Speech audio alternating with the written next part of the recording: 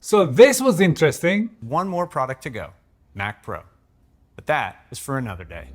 Good to know. Good to know because I want to see a Mac Pro with the Apple silicone in it. Okay, Apple's keynote is finished, and let's go over through what they announced and what I thought about the announcements. First of all, the event was once again great.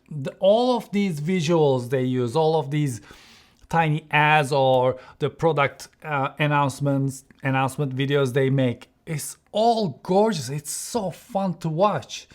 And I was live broadcasting and translating to Turkish on Twitch, and I was mesmerized most of the time with the quality of the shoot. First of all, they started slow with Apple TV Plus and they announced their upcoming shows. They showed a couple of shows they have, and then Apple's gonna have some new original films and stuff like that. But they're also bringing a new feature called Friday Night Baseball, where you can watch 2 new games on Fridays on your iDevices. I don't care about sports that much, so it means nothing to me. But if you do, see how nice. Then they announced new colors for iPhone 13, which is green, and iPhone 13 Pro and Pro Max, which is called Alpine Green, and they look really nice. I cannot wait to see them in real life, which you can order March 11 and they come out on March 18th. Then they announced the 3rd generation iPhone SE. Now, iPhone SE is a budget iPhone for specific kind of people. So if it's upsetting you, don't be upset about a phone. Pay attention to the things you like. This is not for us. This is not for you and me. This is for people who really don't care about a lot of the features a phone has. It's for students. I would buy one for my grandma right now.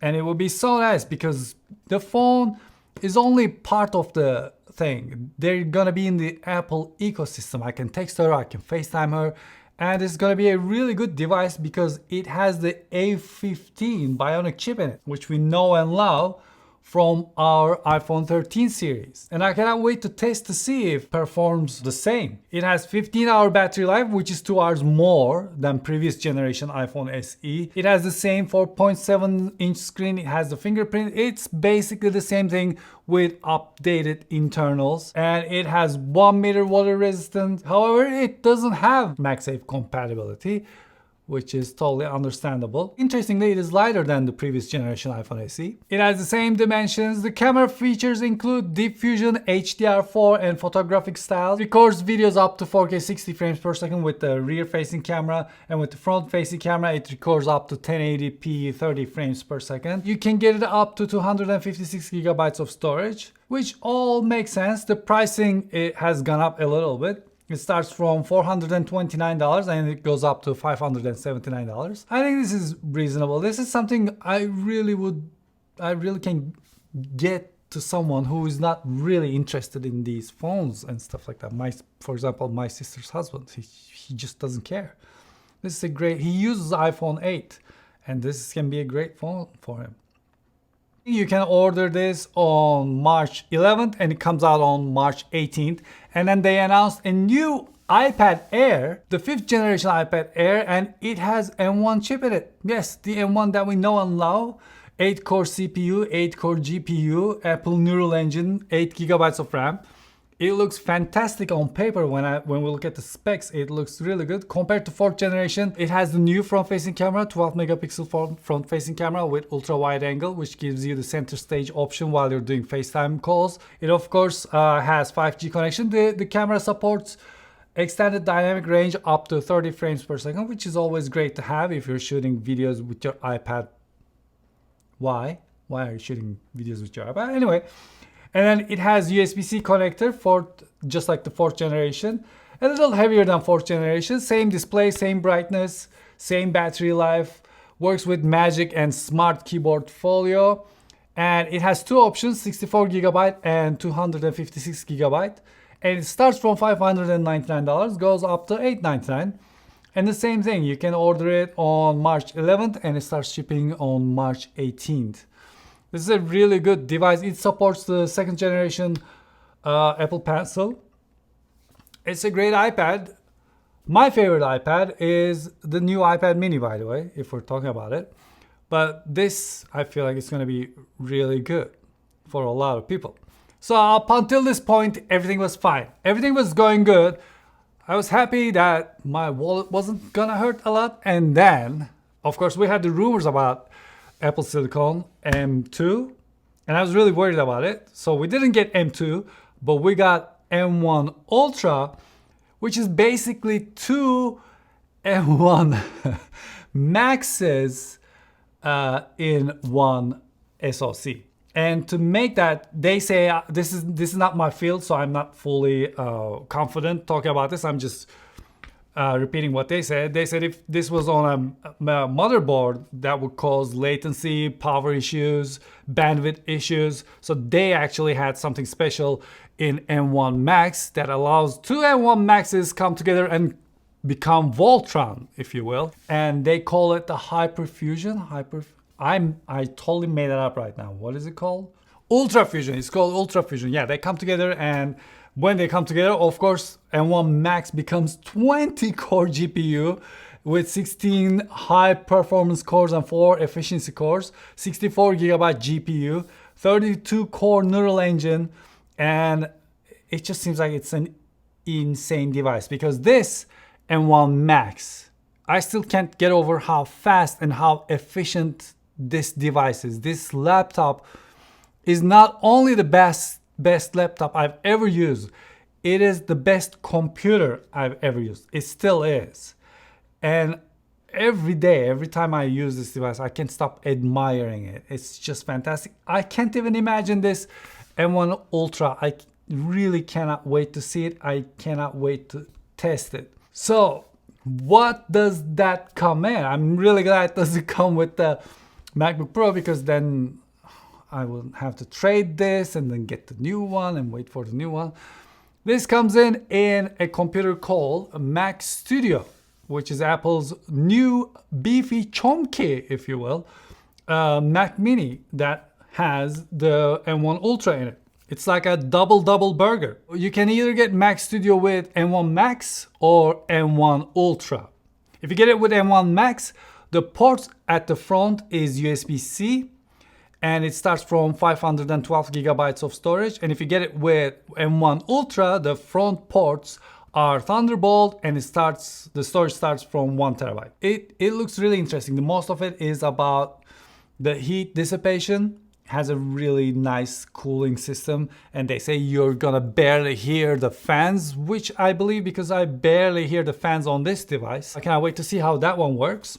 It has tons of ports, which is what made my Mac Pro so great. It has so many Thunderbolt ports that I use, and I can plug everything in. I don't need to use a Thunderbolt dock. Thunderbolt docks are great, but they're not perfect. So having those ports on your device is great. I never knew this about the Thunderbolt docks. I thought they would be great. I thought they would be seamless, but it is not. So it's always nice to have those free ports on your device, which this is gonna deliver. It also has USB-A ports, which is fantastic. Hi, Apple. Hi. Very good. Yeah. And this Mac Studio starts from $2,000 and goes up to $8,000, which is understandable. For example, take this M1 Max, completely maxed out laptop. It costs $6,000 in a couple of years. $6,000, and if you get the same configuration with the Mac Studio, it costs $5,000. Of course, it doesn't have the keyboard, doesn't have the trackpad, doesn't have the camera, doesn't have the speakers. It has a speaker, but not speakers. Doesn't have the microphone, I'm guessing. And of course, it doesn't have the screen, which is why they also announced Mac Studio Display, which is their new and more affordable 27-inch 5K Retina display with 600 nits brightness. It has 12 megapixel camera on it. It has 6 speakers that support spatial audio, and I'm pretty sure it's gonna sound great. And then 3 microphone arrays, 3 USB-C, 1 Thunderbolt port, and a nano texture option if you work in an area where reflection is a problem. You can get it with a couple of mounts. It can either tilt like the M1 iMac we have, or it can tilt and go up and down like the XDR display, but XDR display also rotates. This one doesn't rotate. Or you can get it with a Visa mount and then you can rotate it all you want. Sadly, it doesn't support ProMotion, which is what I was expecting, because since we have this screen on the MacBook Pros, I was expecting same kind of display with the ProMotion and the brightness, but it is not. It is more like an M1 iMac as a display. Interestingly, it also has an A13 Bionic chip in it to help with the camera, the sound, and the microphones. So I think altogether they're gonna go really well, and it looks fine. It is really nice to have a more affordable screen. And if HDR and the 120 hertz refresh rate is not a must for you, I think this is a good alternative. This is a good second screen for your laptop or a main screen for the Mac Studio. I only wish they kind of fit together on top of each other, but I don't think it does, but I'll be testing that too. So overall, these were the things they announced, and it is really exciting. I cannot wait to see what's gonna happen with these laptops. This machine, when it comes to editing 8K video, it just works. I can't even imagine what's gonna happen with that one. So my problem at this point is I can edit 8K videos, but it has some, I have to sacrifice some stuff. If I'm really gonna go and create a beefy intro and stuff like that, it slows you. You prefer proxy, or you prefer other ways to make your project run smoother, right?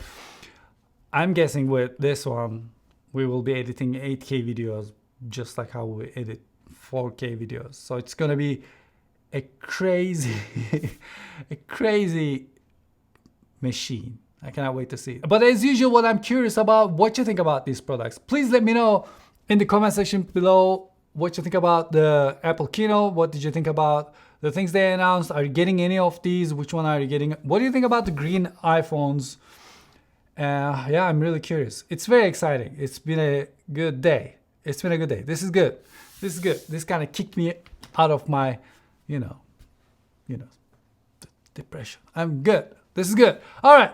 Thank you for watching. If you haven't subscribed, please subscribe. And hoşça kalın.